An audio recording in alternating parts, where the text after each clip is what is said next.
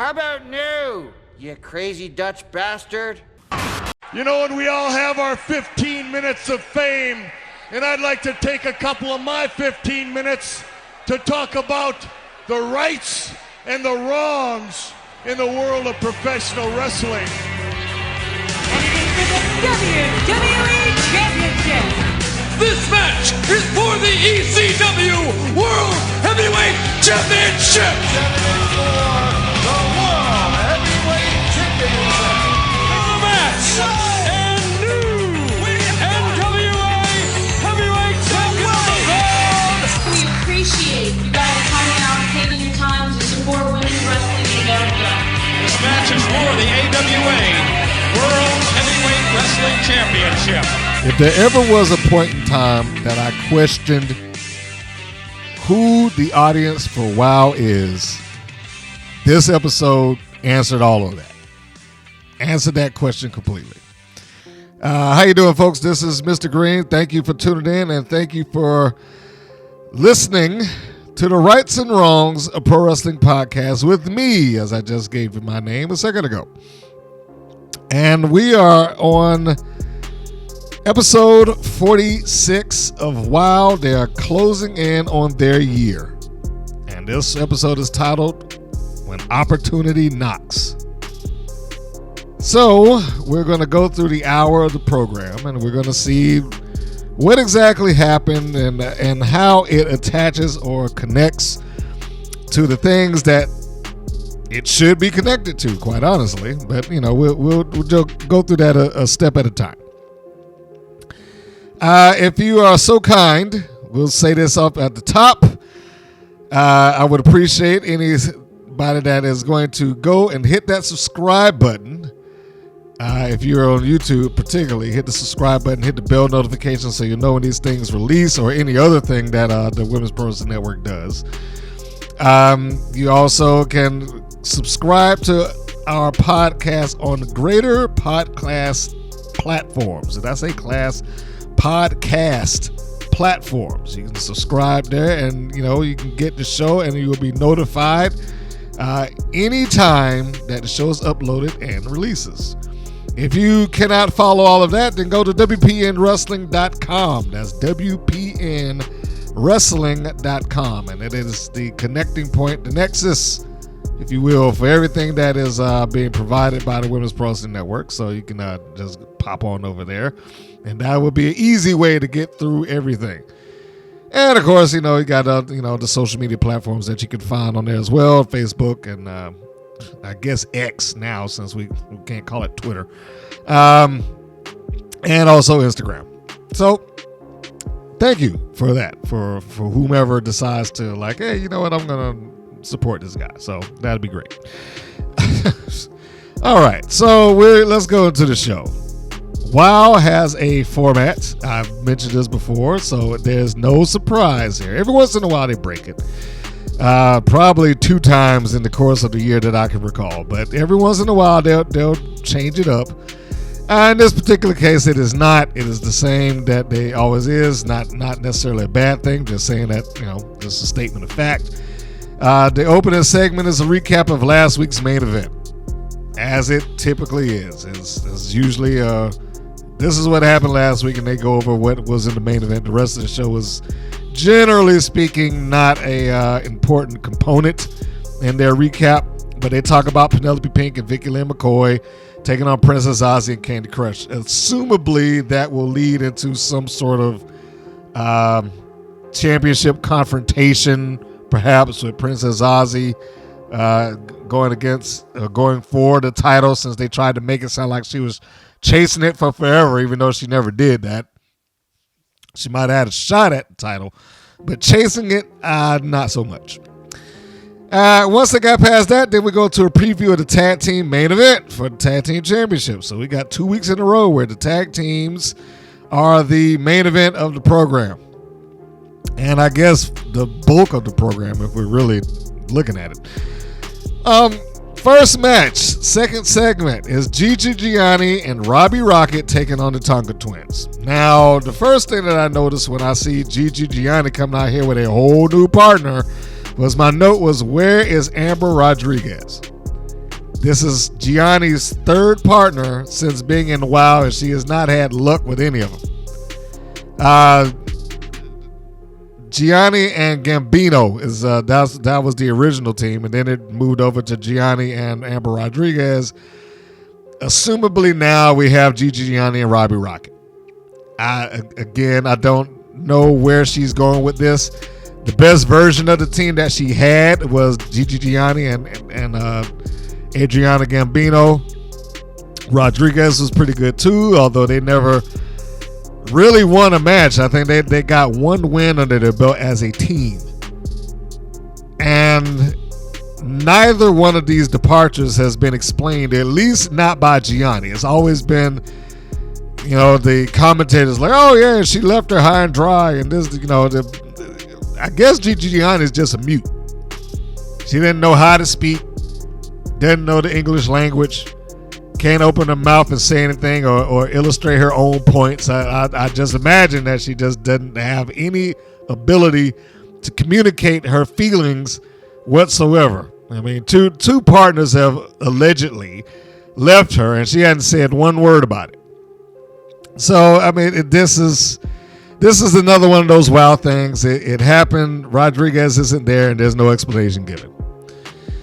It just appears to be like another random team kind of thrown together for no apparent reason, just to kind of fill the space and get them let's just call it for what it is. Get the Tonga Twins a win. That's pretty much what that was. It's just, let's get them a win. They need to keep padding the stats so that they can justify them remaining in the top position for titles. Gianni and Rocket seem to be fine as a pairing, but in this particular instance, their task was to get bounced around. That was largely the job here. No pun intended. But yeah, I mean, it was largely just to get bounced around. If I were doing a comparative thing, I mean, it'd be like the APA, Simmons and Bradshaw, beating up everybody in their path, or the Chronic in WCW. I mean, we don't really have a lot of just bruiserweight teams like that anymore. But yeah, just like that. That would be the Tonga Twins here, and they would just be smashing and beating up on whoever's in their path. Gianni and Rocket not being an exception to the rule. They did fine as a heel team. There was a point in time where they I guess got the numbers advantage, or at least a distraction, where one of the Tongans, we'll call her Chaos in this point, was distracted by Robbie Rocket, and Gianni clipped the knee. That didn't really do anything to her, but then it turned her around so Robbie could do something. So then they was able to get some nice tag team tandem maneuvers in there, but we all know how that worked out. At some point, Chaos is able to break free. She gets the tag off to Kona. Kona comes in and starts beating up everybody, and then they set this up for the finish. That's pretty much the extent of it.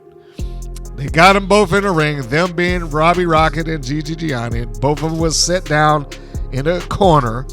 And so we got double hip attacks. One thing I do notice about this is that the referees don't even pretend like they are trying to enforce rules. He just kind of stands over there in the corner, he talks aloud and say, hey, stop doing that, and get out the ring. But there's like no authority in this guy. He just allows them to do what it is they're doing, and he, as the referee, has to look like an idiot because he can't control what's going on in the ring whatsoever. So whatever 5 counts of, hey, you got to get in and out before 5 or you get disqualified, that is out the window completely. So in any case, just getting back to the finish of the match, like I said, they allowed him to be, all 4 players to be in the ring. Gianni gets tossed out. One of the Tongas pick up Robbie Rocket. Then they do their finish, which is a Samoan drop with a neck breaker combination. 1, 2, 3. Robbie Rocket's down for the count, and we got the Tonga Twins with another victory, and they cut a promo after the match, and it's pretty much the same promo they always give. We are Tonga Twins. We're coming for the titles. Yada yada yada. Nothing wrong with it, and I shouldn't say it like that because there's nothing wrong with the promo. They're actually decent promos, and they put a lot of passion into what they're saying. It's just the same thing that I have critiqued everybody on here. I mean, very few people do anything different, but it's the same thing I critiqued everybody on here about. It's rinse and repeat as far as what they're saying. Just get back up there and talk about how, we're supposed to be the champions and we're coming for the titles, and Miami Sweet Heat, we're going to get you. And that's been basically their promo for months. It's been essentially the same thing for months.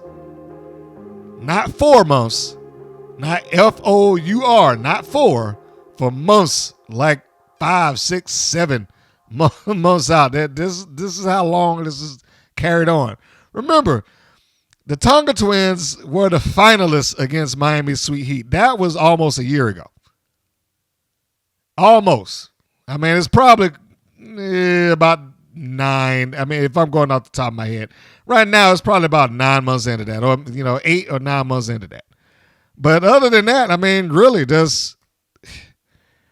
is the bulk of their feud. Is we coming for you? They got one match, but that's pretty much it. So it's same second verse, same as first. Next segment, we have Team Spirit doing a promo. Basically saying, and the commentators have gone into this, basically saying they've been on some sort of winning streak. And I'm like, okay, what winning streak has Team Spirit been on? Now, granted, just follow me here. Just follow me. We are not talking about Coach Campanelli and Randi Rara. They have had a fairly good run as a tag team, which only serves to remind me, like, why did they add a third person anyway? But we're not talking about that combination. We're talking about this new combination of Rara and Ariel Sky. Where was this winning streak? As far as I know, they haven't won at all. They did win with Coach Campanelli in a 6-person tag, but the team of Team Spirit as a duo has not had any great success. It would be like saying the difference between, I don't know, Axe and Smash versus Smash and Crush.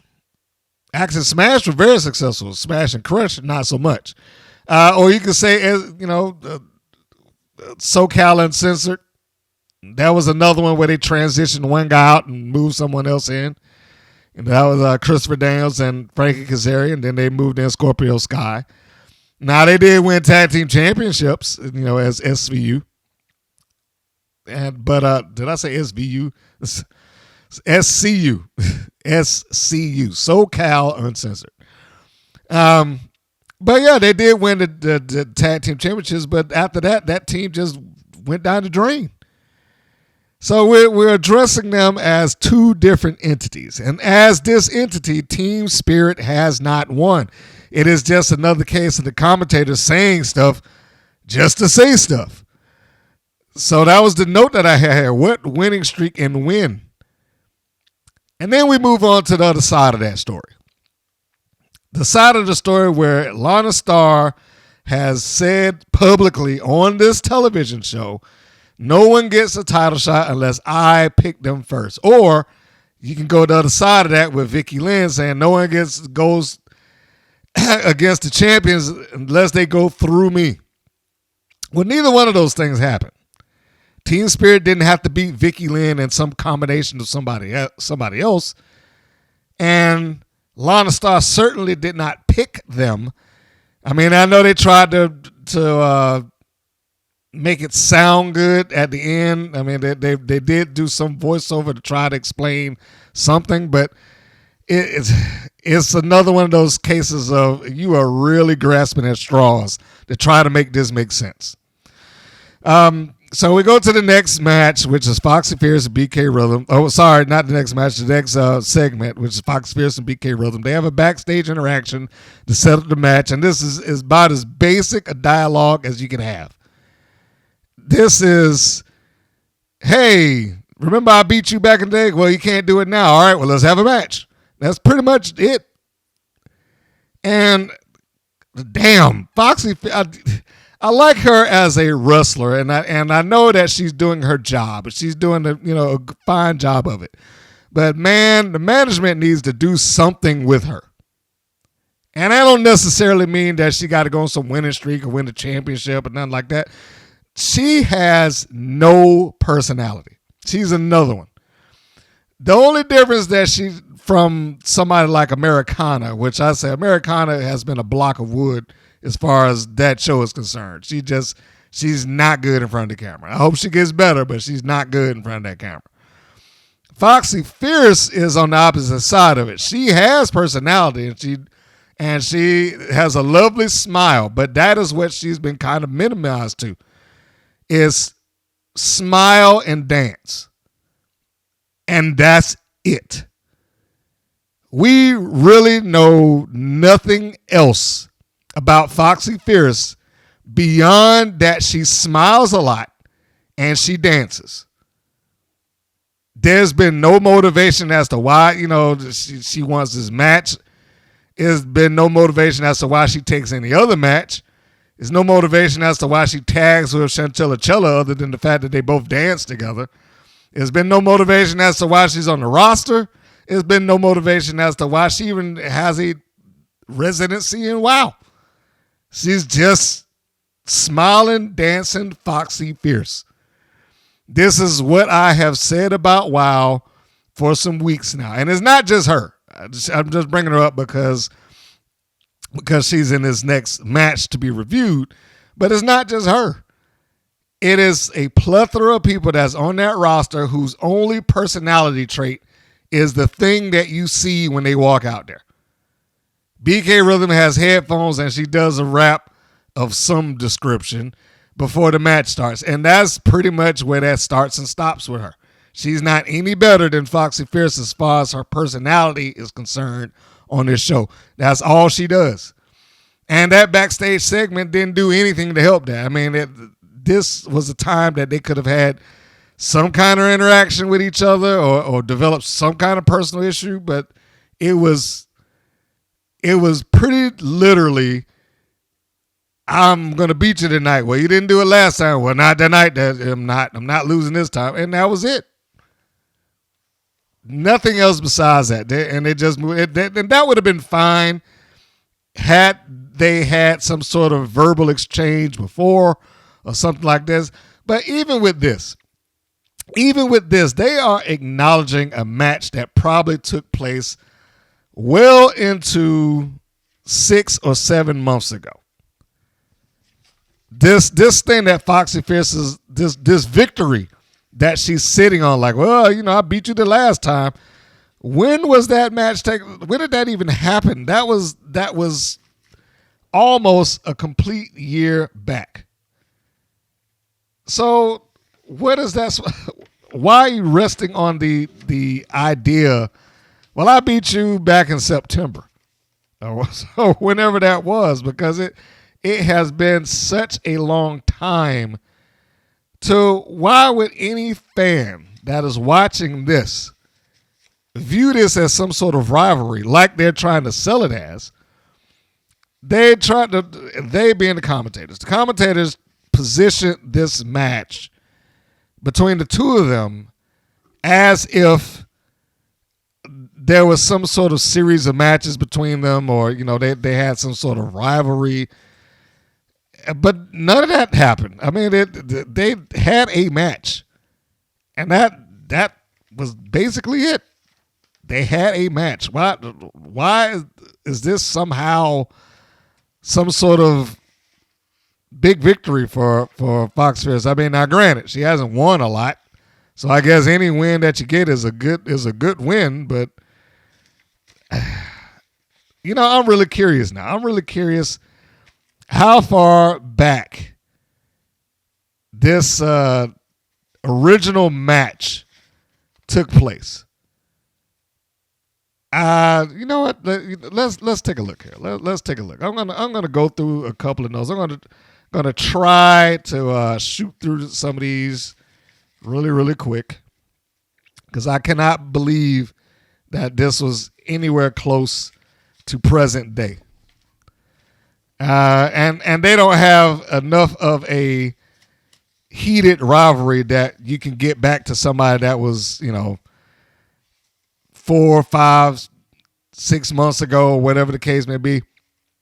Like that's not happening. It's not like Flair and Steamboat where they could literally come back to each other almost at any given time, and they're like, "Hey, I still got an issue to settle with you." They're like, we're not quite there with them, not quite. Sorry to disappoint, the fans of BK Rhythm and Foxxy Fierce. But as I do that, we're gonna go into the match itself. Now, keep in mind, the match this is a cold match. And that seems to be the it's not the running joke. But that seems to be the running theme with about 3/4 of the matches on these shows, is that they've become just kind of matches. They don't really have any real significance as far as where we're going or what we're doing, or what angle this is going to be presenting later on, or what. None of those things seem to matter. They just, they just had a match. The main event usually has something behind it, and you might get one other one. But outside of that, the main event is the only thing that you can more or less count on that has some level of angle, storyline, or continuity attached to it, even if the continuity is weeks and weeks and weeks and weeks and weeks apart, because that happens quite a bit. All right, so the match kicks off, and we do the normal thing. BK Rhythm comes out. She has her microphone, and she cuts a promo or rap. I'm hesitant to say rap, but I like BK, but I'm really hesitant to say that. That probably only really works in that audience. BK Rhythm is like somebody who wanted to write for John Cena, but did not understand the concept as to why he was doing that rap to begin with. It's just like, oh yeah, he did it, so let her do it. And it's like they'd have no rhyme or reason as to why Cena was doing that initially. The whole point is that he was the white dude that portrayed himself as having street cred until he grew into it. And I know that's a lot of people that forgot that at this point. That was the reason why he was in there with feuds against people who could present themselves with street cred initially, like Eddie Guerrero and Rikishi. As that went on and he got better at it and people started enjoying the stuff that he was saying, then, he was the doctor of thugonomics. But none of those things have happened for BK. BK Rhythm just does some lines.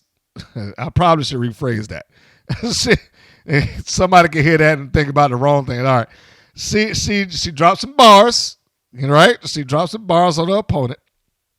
And then she moves on. It really leads to nothing. It's just, it's just something to do. But the match in and of itself is fine. Fierce does better than I probably initially gave her credit for. She has very good athleticism. I honestly think that Rhythm does good with most of the people that she's in the ring with. Very talented. Probably the reason that she's in the ring with a lot of people is that just provide good matches, because I think she's very capable of providing good matches. But the question is that will she advance, or does she want to advance? I don't think either one of these two have any forward momentum. They're just kind of spinning their wheels within WoW as a means to be on TV. So at some point, Rhythm gets the advantage in what looks like it might have been a botch by Foxxy Fierce. He charged in and just went towards the rope, regardless of what Rhythm did.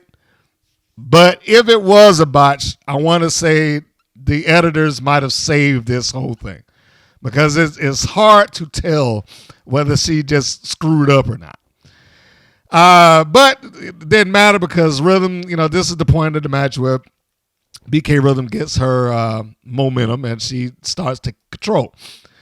We can fast forward down to the end of the match, because that's, probably the most important thing here.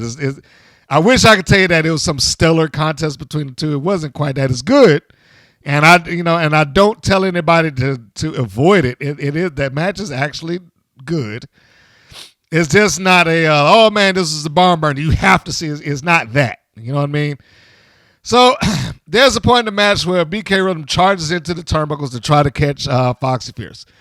Fierce gets shows some athleticism. She leapfrogs over her.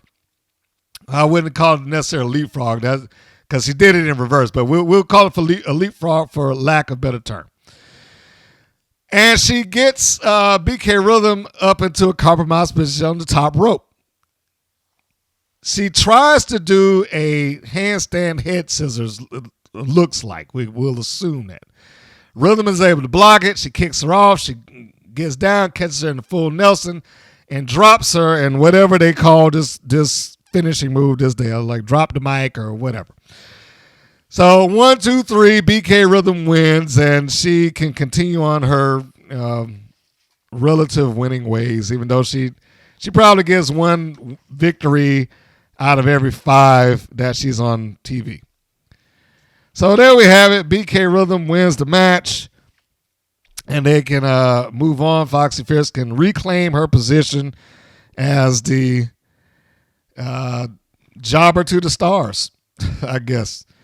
I have no idea whether she has any desire to advance or become a bigger name, but I don't know if WoW was going to do that for her. It doesn't feel that way. It feels like she's spinning her wheels, and that's probably the nicest way I could put it. But she is very athletic. She has a really good look. I really think, along with a lot of other people, Foxxy Fierce needs to be able to illustrate who she is. And I don't mean that as a cue for them to start running them sit-down interview spots again. I mean, let her actually get out there, get a microphone in her hand, and say what's on her mind every once in a while. That can work wonders, believe it or not. They had good chemistry, but it's a shame that it was wasted on a match that means nothing. That's my final thoughts on that. Next segment was a recap of the Mother Trucker storyline, and Wild tries to explain the relationship between Lopez and Sophia Lopez and Lana Starr. Doesn't make any sense. So the recap here is this. They talked about the Mother Truckers having their truck stolen and driven from Los Angeles to Tennessee for some reason. Apparently by Samantha Smart or one of her hoodlums. They did suggest that it was G.I. Jane at one point that drove the truck, and then that just kind of went away. So they recapped them catching the bus, going all the way out to Tennessee, getting their truck back, and then being arrested for some reason or another that wasn't explained, what the charges were, why they was in jail, or where they was in jail. And the solution that they came up with to get them out of this situation was, let's call Sophia Lopez, because she's the only attorney in the world. So Lopez apparently flies out from Los Angeles to to parts unknown. She arranges to get them out. Now, we're going to avoid the logistics of being arrested or whatever the case may be, because we don't need to talk about whether they probably should just have hired a bail bondsman to get them out and pay the fine. I mean, because they were going to, in a real world scenario, they were going to be there unless they posted bail, right? In a real world scenario, they probably could have gotten on the phone and Googled lawyers in this city to find somebody if they just had that. Clearly, they had some money, or they did.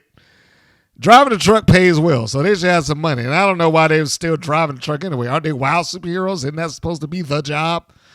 Anyway, I don't need to dig too deep in that. So, Sophia Lopez comes out. She gets him out of jail, and you owe me one, right? That was what they left it with. That she did this as a favor, and that the truckers owe Sophia Lopez. And I remember when this took place, I said, okay, what favor are they going to owe? Because you would think that they would be indebted to her, or you're going to give me a title shot. You know, if you earn one, that belongs to me now, or we're going to give it to Los Banditos, something. You know, and not for nothing, those ideas that I just came up with off the top of my head make much more sense than what they did. So anyway, they get posted, or they get released. They come back. They clear out the feud with Samantha Smart, and then they have a match against Miami's Sweet Heat. Yes, I'm not sure what they lost here. I mean, is it me? If Sophia Lopez, the heel manager, gets someone out of jail and leaves and says, okay, I'm going to get you out, but you're going to owe me one, I would think that would lend itself towards they're going to have to do something that they don't want to do. I would think that. That didn't happen, but you would think that it would kind of lead in that direction. As it was, and I know I'm recapping a lot of stuff, about 3 weeks ago, the Mother Truckers had their match with Miami Sweet Heat in a non-title match, and the Mother Truckers won, which solidified their spot or their claim on wanting a title match. I'm not sure how this helps Sophia Lopez. What exactly do they owe? I mean, it was like they were rewarded. And I know I said that before in another podcast, but it's like they were rewarded for getting in jail and like, hey, I got you out. So now you had this match against Miami Sweet Heat, and they said it on the show. They had the commentators like Lopez and Starr arranged. Just like, why? For what reason would Lana Starr accept that? For what reason would Sophia Lopez give them the match? When she's representing Los Banditos, they should be getting the match to try to get a title shot. But, you know, sometimes there just isn't room for logic. The next segment is an ad for next week's show, advertising number one contenders match. You know, I'm just hoping that they follow through. Next match, Siren, the Voodoo Doll, and Holidead taking on the Mother Truckers. This is what I was talking about at the beginning. When I said that if there's any sign that this show was made for children, this match here is the absolute sign that this was made for kids. I don't care what time of night this comes on. I used to be in debate about it because I was saying, all right, they present like they want, you know, kids to watch the show and whatnot, but the show in its best time slot across the country would be on at 10 o'clock. And that's at best. I doubt that it does that because you have a lot of local news in different areas. But that's a best case scenario. Next to that, they will be coming on at 11 at night on a Saturday night. Now, yeah, granted your kids could stay up like that, but that's not typically the audience that you're looking for at that time. But when we see the time slot aside, when we see and hear the things like we hear in this match, I am completely convinced. I'm like, yeah, they're not making this for any adult male. No, they're not. They, you know, there's a demographic that a lot of people, you know, the AEW and the WWE, that, you know, there's a demo that they try to hit and they try to garner, which is basically about 18 to 35. Probably off on a couple of years, but that's generally speaking what they're aiming for. hence why the shows are built the way they're built. This here, oh boy. Hearing these commentators just carry on about, hey, this is the mother truckers, honk, honk, honk, honk. Holy cow. That was just annoyingly bad. The only thing that was good that came from that is that it seemed like AJ Mendez went out of her way to avoid saying it. Like David McClain did it, and of course that meant Stephen Dickey had to do it. But yeah, that honk honk honk, I mean, no. Oh my gosh, no. That right now is like no commentator would sit there and do that and try to aim this towards adult males or adults, period. This is the sign. This is made for kids. And reinforcing that is just looking out at the show and looking in the crowd and looking at ringside. It looks like a bunch of parents that brought their kids there who really don't want to be there, but the kids are enjoying it, so we got to enjoy it too. That's what it's starting to look like. Didn't look like that initially, but every episode that goes by is like I look at it front row and I just see a line of children. And I think that is pretty much all they're aiming for at this point. So Big Rick Betty starts off this match for the Mother Truckers, and you know what happens here. If you've seen the Mother Truckers or wow with them at any given point, Big Rick Betty is the muscle. She's the cleanup. Holly Swag moves around with the speed, but she's also the one that takes the bumps and catches a lot of the flack and gets beat up. That is her position. She takes the bumps and she gets the heat. So at some point with this Holidead taking on Holly Swag, they do some spots that show that Holidead is far superior in strength as Swag tries to get her twice with an arm drag, is unable to do it. She tries to, well, I'm going to say she might have tried to go tilt the world into a DDT, her being Swag. But her speed gets her to avoid whatever it is that Holidead was attempting to do. So, I mean, it's not surprising at all to see Holly Swag, or if you see her on the indies, Holly Hood, wrestling this well. It's not surprising to see Siren or Holidead or Big Rick Betty. It's not surprising to see any of the four wrestling well or applying logic to their match. Just because it is something that they do all the time is not make it nonsensical. Because Holly Swag would be the one that gets tossed around. She would be the one that has to take the bump. She is the smallest in the ring, so they have to treat it that way. And the times that she has gotten a one-up on either Siren or Holidead, it was because of her speed. It was because she outmaneuvered them. It was because she was quicker, smarter, faster, however you want to put it. But, they worked this the way it should be. And, again, considering the participants in the match, it is not surprising at all. So all the Swag goes through this match. She's taking the punishment. She's doing what she can to kick out, avoid the pinfalls, et cetera, et cetera. And we get down to where, she has to make the hot tag. And that is going to come at some point in time because that is the way the Mother Trucker match goes. She catches Siren, or a.k.a. Nina Monet, in the DDT, drops her. Siren tries to get over to her partner. Holly Swag is struggling to get over to hers. She gets the tag, and thank goodness that they did not do the old let's both reach up and tag at the same time as slowly as humanly possible. I thought they were going to do it, but they didn't. And what actually happened is Swag crawled over, even though Siren was crawling to her partner at the same time. Swag made the tag. Siren sees it, and then she gets up to try to cut off Big Rick Betty. And, of course, that's when Big Rig comes in and she starts doing what Big Rig Betty does.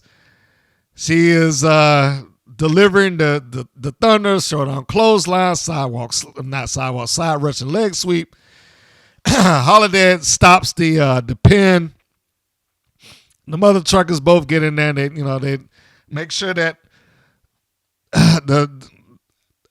not the floor. I was gonna say that the battlefield was clear. At least she tried. Holly Swag gets caught in a big spine buster and gets put out. But then we have the good old oops, I hit your spot. Siren. Well, let's set this up. Holidead after the spine buster on the Holly Swag. Swag rolls out of the ring. She then gets hooks up Big Rig Betty, and that's so Siren can come in and give her a forearm shot to the face. Well, of course, Big Rig moves out of the way. The forearm shot goes errant. It hits Holidead, which knocks her out of the ring. Siren doesn't know what to do, but she turns around and she catches a stunner, even though the stunner comes up with a honk thing that you got to do the trucker horn deal. Hits her with a stunner, pins her 1, 2, 3, and mother truckers win clean. So you got everybody out in the ring, out ringside, smacking their thunderclappers together, which I'm sure that they're told like, hey, smack these things together. It looks good on TV. It was fine, and more importantly than that, they did something here that I felt like, and I still feel like they should do more often. The truckers actually cut a promo specific to Miami Sweet Heat, and the Tag Team Championship. It normally, I've said, and you could go back and listen to any number of them, that they have these promos that are fine, but they're just generic. It's just repeat the same talking points. We're the Fabulous Four. We're the champions. Nobody can beat us. We're the Tonga Twins. We're the best tag team. We're coming for the titles. It's a lot of rinse and repeat, and it's very vague where you could drop those promos pretty much on any program. Here, the truckers identified their objective and the persons they wanted to wrestle. They said specifically, we don't want them we're done with these weirdos. They just beat the, Siren and Holidead. We don't want these weirdos. We want to go after the titles. And I'm listening to them said, this is good. This is good. It's about time that somebody actually said something that meant something. And this meant something. It's like, okay, they actually want to go after the championships. And they know who they want to get in. They said something about their opponents getting out of the ring. Like, look, we're done with that. We just beat them. Well, don't be giving us that number. We want a title shot. Now, the promo did go a little bit off track. I think Big Rig Betty kind of might have got her words fumbled up a bit. Because she said Miami Sweet Heat won one and they won one. We don't care. We'll take it 3 out of 3. I was like, well, that's not how that works. She probably meant to say, we'll take best 2 out of 3 or something like that. So I hope this goes somewhere. I really do. But time will tell, because as far as WoW following up on things and being consistent with it, I do lose a little bit of faith with them every once in a while. But this particular match, it was a good job, and a good job on all 4 participants. The next segment was Miami's Sweet Heat cutting a promo. This team is consistent in cutting promos on their opponents. This is another thumbs up segment. They probably have done more promo work on something. I don't know whether these things are written out for them verbatim or whether they're given the luxury of saying, okay, here's what you're supposed to talk about. So get your thoughts together and go do it.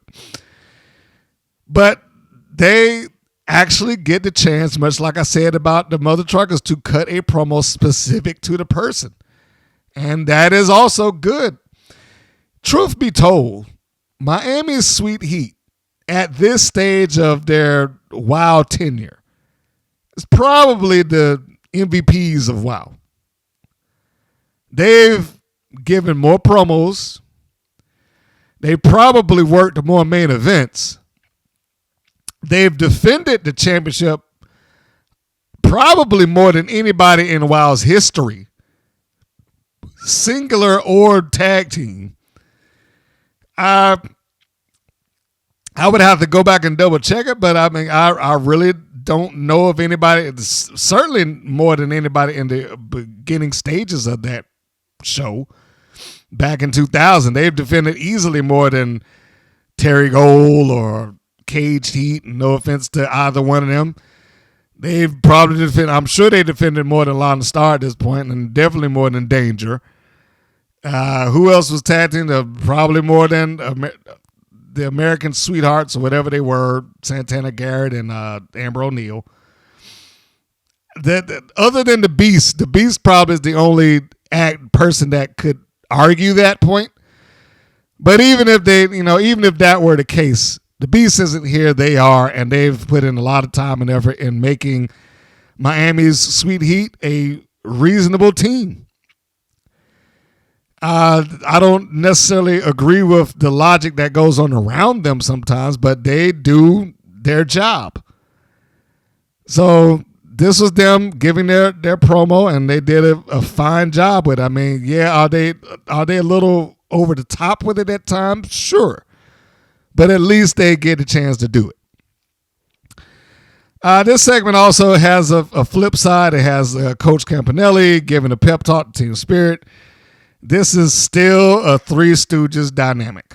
And that is honestly the best way that I can describe this trio, is the Three Stooges. You got the lead boss, the lead bossy boss. Listen to me, do what I tell you to do, don't question, which is Coach Campanelli, who is, in this scenario, she is Mo. The other two are interchangeable. Larry and Curly, Larry and Shemp, Larry and Joe, Larry and Curly. Take your pick. But Randy Rah-Rah and Ariel Sky are the other two stooges to Campanelli's Mo. They are just there. I mean, can they do good matches? Yeah. Or decent matches? Yeah. But when they do anything talking-wise, Rah-Rah and Ariel Sky are just presented as complete morons with the intelligence level of a 5-year-old. So, yeah, that's what this is. But that's what this segment was. It's just setting up the main event, Sweet Heat, then Team Spirit, and they moved on. Good promos, or I should say, good promo, but sounds scripted out of Miami Sweet Heat. But again, I take that rather than them just giving generic stuff. So we go to the main event. It will be Team Spirit, as represented by Ariel Sky and Randy Rah-Rah, taking on Miami's Sweet Heat for the Tag Team Championships. When did Team Spirit have to get through Vicky Lynn McCoy? Just out of curiosity. At what point did they have to earn this spot to go after the Tag Team Championships? I'm pretty sure they did. So the heels come out first, which probably should have been a dead giveaway for something. Because generally speaking, the champions come out secondary. Generally. But in this case, Miami Sweet Heat comes out first, and then they're followed by Team Spirit. And why did that happen exactly? Because Team Spirit had to get jumped at the beginning. That's pretty much what that came down to. We needed the means to set up the attack at the beginning, and that's what they did. Team Spirit comes in. As soon as their backs are turned and the ref holds up the championship belts, and he is out of the way, they get attacked. That's where that started. So the heels kick things off. I forgot I wrote this note in here. It's like, how did Team Spirit have a title match? which I guess I just asked, but it does bear repeating. How did they have a title match? What number one contendership did they win? They just formed themselves as a team. And then aren't they supposed to go through Vicky Lynn and somebody? Aren't they supposed to be approved by Lana Star? This is maybe the biggest complaint that I have with WoW, is that they are very inconsistent to their own rules of their own universe. At the beginning of the match, they isolate Randy Rah-Rah, but Rah-Rah somehow gets the chance to scoot out of the corner and make a tag to Ariel Sky, although it looked like it might have been a little bit of miscommunication, but it's fine. Ariel Sky, very athletic young lady. I don't know if she is completely ready to be in their national broadcast. Not because she's bad. I just think that she probably needs a little bit more experience under her so that she looks like she's comfortable and confident in what she's doing and how she's doing it. And rather than, just going through the motions in some cases, sometimes it looks like that, she could have the psychology of what she's doing down so they could, present better. So Miami Sweet Heat cuts Ariel Sky off, and she becomes the sacrificial lamb in this particular equation. She's, gets beat up and, double teamed and et cetera, et cetera. There's points in this where she does look inexperienced. And that's not a knock on her. She just looks like there are portions of the match where she is thinking about something else or kind of gets lost, or again, like I said, there might be a little bit of mixed signal. One of which was when they had her in the corner, Miami Sweet Heat, and I think this was Lindsay. But she's trying to do the old foot choke in the corner. But when she puts Ariel Sky in face first, she doesn't turn around. She stays there facing out towards the crowd. She doesn't feed her throat to Lindsay so that she can do it. So what she has to do, she being Lindsay, she has to use her foot to kind of hook the arm of Ariel Sky and turn her so that she can do it. So she didn't allow the spot to be busted, but she had to kind of turn her a bit so that what they were going to do worked. So good on her. Good on Lindsay. And that's another team. Now, if you saw them when they was wrestling on the Indies before now, you might be like, that is not the same team that's on Wild today. But that's what it takes. It takes sometimes for you to, get some experience so you know what you're doing, not just physically, but psychologically. And I think a lot of them do, which is why I advocate for, the girls, whether they're Wild originals or not. That's why I advocate for them to take gigs on the Indies so that they can pick up extra stuff. There's something to be said for learning in a warehouse or in a school or whatever, but there's also something to be said for real world experience. And this is one of those cases of real world experience. One of the things that took place here that looked like it was a little bit of a botch is Ariel Sky is being double teamed by both members of Sweet Heat. She ducks underneath a double clothesline and catches them with a high cross body, which drives one of them down, but the other one stays up, and then she falls down later. Now, is that a big deal? No. It just, it comes off like there was some sort of error that took place there that, we just got to adjust ourselves to as fast as possible. And considering that Rah-Rah came behind her and essentially did the same spot, she did a high cross body, she got caught, but this time the Twins dumped her. Considering that happened, it would not surprise me. I'm not saying that this was what took place, but it would not surprise me if it was a case of, okay, we blew that spot with her, let's do it again.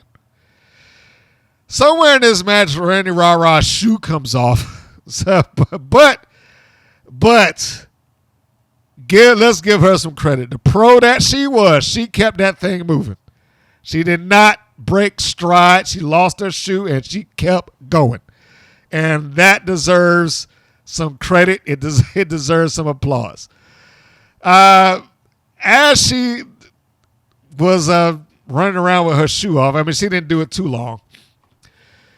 She does a cannonball on Lindsay in the corner. And again, I might be getting them mixed up, but just work with me.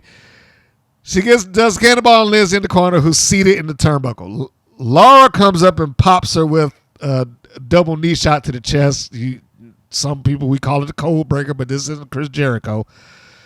And she nails Rara. Now, Lana Starr is coming around towards the hard camera side of the ring. And Campanelli sees her and cuts her off. Now, I don't know why Lana Starr was coming around there, because her team was in control. But Campanelli's sitting there yammering with Lana Starr. Meanwhile, Ariel Sky's hurt on the apron. Campanelli's distracted. Sweet Heat sets they set Rara up with a slingshot into a complete shot. And that was it. It was a nice tandem move, and they win with confidence. It wasn't a case of we skated by the skin of our teeth or something like that. They won, and they won with complete and utter confidence. And they looked like they were confident about it, which is how they should look. They look like a great heel team. And they have probably been one of the highlights of WoW since they've been there. The Carlson Twins, Miami Sweet Heat. They're one of. I'm not going to say they are the singular, but they're one of the highlights of that show. They've been consistent. They've gotten more promo time. They're not as good as they could be, and I fully believe that. I still feel that they, amongst others, probably should be in some team elsewhere, or be a team on somebody else's roster, I should say. I don't know if they ever will decide, or if they ever will have the ambition to want to go to, say, an Impact where they can go after the tag titles, or the ambition to go into the NWA where they can go after the tag titles. I don't perceive them going to WWE. If they do, then great, but I don't perceive that. But who knows? I mean, Nikita Lyons made it. Faith the Lioness, for those who remember her in WoW. But how far has she really advanced since being in NXT? She's just another face in the crowd. I'm sure she's still probably happy to be there because they pay better. She doesn't have to do anything other than work with WWE. She ain't got to take some second job or try to push her music or be some fitness trainer or none of that other stuff. She just WWE now. So that said, that's not to say that the Carlsons or anybody else can't get there. I just don't see that there would be a great fit for them right now. The match here was not a great match because it had what I would consider visible mess ups, but it's Sweet Heat and their personas, along with Ra and to some degree Sky, did keep this thing on track. Couple of other notes. WoW has never addressed the death of Peggy Lee Leather, a.k.a. Thug. I really think that they should have done that by now, and I'm legitimately disappointed that they have not brought it up. Peggy Lee Leather has probably been, most notable to their promotion rather than anything else, because she never really had a big run in WCW or WWF or EC or anything like that. This has been her biggest national platform. And that they haven't said anything or asked for a graphic to be put up or just a mention or dropping it on their website. I mean, that is just disappointing. AJ Mendez is on an episode of Heels on Stars, a commercial that ran through WoW, by the way. And no mention of that by WoW to promote one of their own. I understand the concept of, well, if they ain't paying me, we ain't talking about it, but come on. It does help you look like a bigger deal if you do things like that. The Gigi Gianni tag team experiment should be done. She's on her third tag team partner inside of less than a year. I believe that this should be over with. They should just move on. Gianni should just be her own person at this point. Just be done with that. Lana Starr got a microphone after the match, but the TV audience didn't get the chance to hear what she said. This airs the following week. Just by the by. The episode in and of itself is like a C+. It's not much happening, but it could be the launch of a few angles, and I say could be because I never know it well. But the thing that drove it up to a C+ for me is that this is the most importance I've seen on a championship ever in WoW. Over the 20 years, this is the most importance I've ever seen on any championship. Now, the championship happens to be the tag team championship, but this is the most importance I've seen put on a title in that company, period. The Tonga Twins, Last Call, the Mother Truckers, they pretty much have all declared that they're going for the top contendership so they can challenge for the titles. And then you add in Team Spirit, Miami Sweet Heat, which is sitting on top of that. And I know there's one other team I'm forgetting about that's in the running, I guess, for the tag team championships. But you get the point.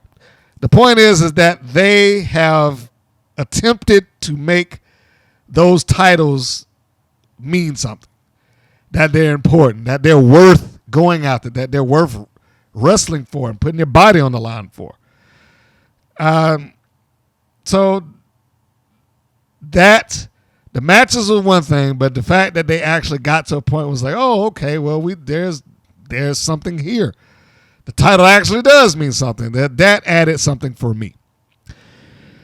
I've already said Miami Sweet Heat deserve show MVPs. I stand by that until I see something different. The Mother Truckers had the worst story in WoW. Hopefully, them going after the tag titles can save them. But that storyline that they have for WoW is just ridiculous. It's ridiculous. It is absurd. It's stupid. And I know they're doing what they can to try to prop that storyline up. But, I really wish somebody was backstage while that was being pitched to ask the question, why about the cuss? Why would they take their truck across country? Why are they being arrested? Why would they call Sophia Lopez?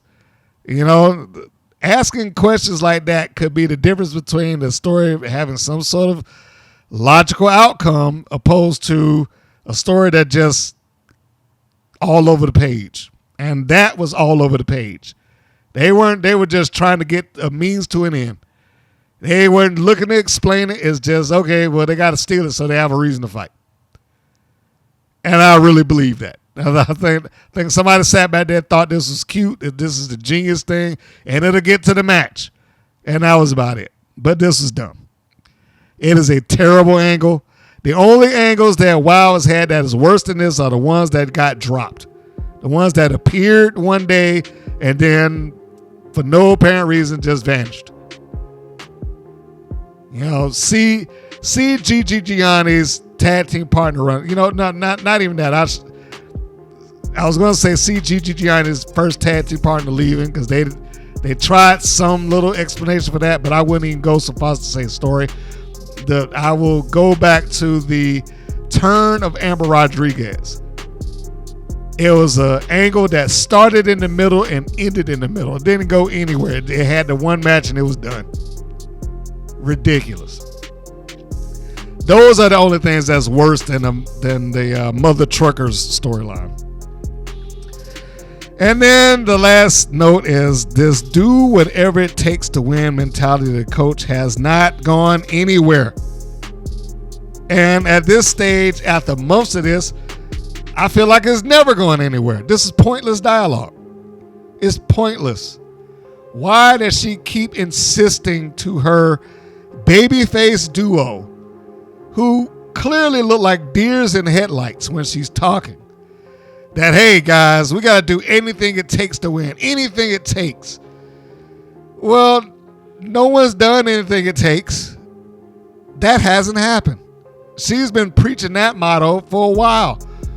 Then they gave one little segment a couple of weeks ago, several weeks ago, that kind of hinted towards the idea that Randy Rah-Rah was getting kind of lured into the idea of, well, yeah, you know, I got to be honest with you, coach, doing whatever it takes felt good. They gave this little hint that she could be lured into heelish behavior. And then it went nowhere. Just fell off the face of the earth, did not mean a thing.